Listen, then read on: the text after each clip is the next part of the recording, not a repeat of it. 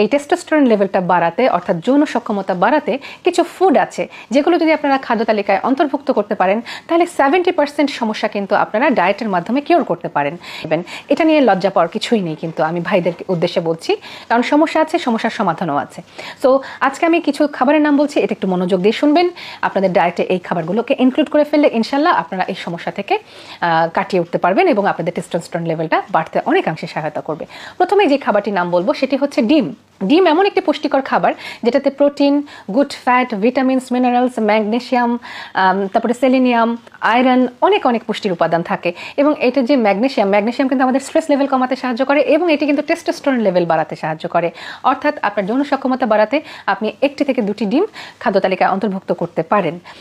কুসুম সহ খাওয়ার চেষ্টা করবেন, 1টি ডিম আর একটি সাদা অংশ খেতে পারেন, এরকমও করতে পারেন। তারপরে যে খাবারটির নাম বলবো সেটি হচ্ছে মধু।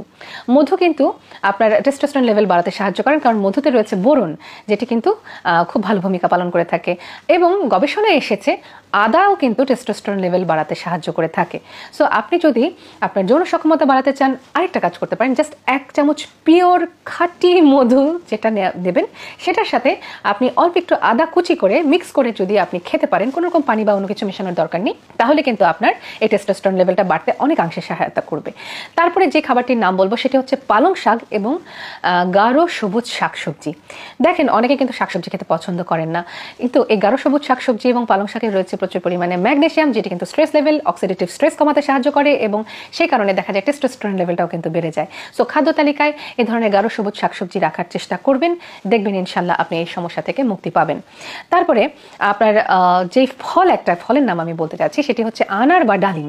সেটি কিন্তু খাদ্য তালিকা অন্তর্ভুক্ত করে ফেলবেন, কারণ আনারের মধ্যে রয়েছে ম্যাগনেসিয়াম, রয়েছে হচ্ছে আপনার বিভিন্ন রকম ফাইটোনিউট্রিয়েন্টস, রয়েছে আপনার অ্যান্টিঅক্সিডেন্টস, যেটি কিন্তু আমাদের ফ্রি রেডিক্যালসের সাথে লড়াই করে আমাদের শরীরকে বিভিন্ন সমস্যা থেকে রক্ষা করতে এবং কোষীয় ড্যামেজ থেকে নিজের কোষটাকে এবং শরীরটাকে আলটিমেটলি সুরক্ষিত রাখতে সাহায্য করে থাকে।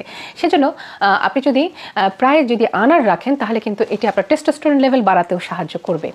দুধের সাথে জাফরান মিশিয়ে খেলেও কিন্তু টেস্টোস্টেরন লেভেলটা বাড়ে, সো এটিও আপনি ট্রাই করে দেখতে পারেন। তৈলাক্ত মাছ খাদ্য তালিকায় স্থান দিন। তৈলাক্ত মাছ বলতে আমরা সামুদ্রিক মাছ বলে থাকি, কারণ এটার মধ্যে ওমেগা 3 ফ্যাটি অ্যাসিড রয়েছে প্রোটিন, রয়েছে ভিটামিন ডি, জিঙ্ক। এই ধরনের মাছগুলোকে যদি আপনারা খাদ্য তালিকা অন্তর্ভুক্ত করেন তাহলে কিন্তু আপনাদের টেস্টোস্টেরন লেভেল বাড়াতে সাহায্য করবে। একটা কথা মনে রাখবেন, ভিটামিন ডি যদি আপনার শরীরে কম থাকে তাহলেও কিন্তু টেস্টোস্টেরন লেভেল কমে যেতে থাকে।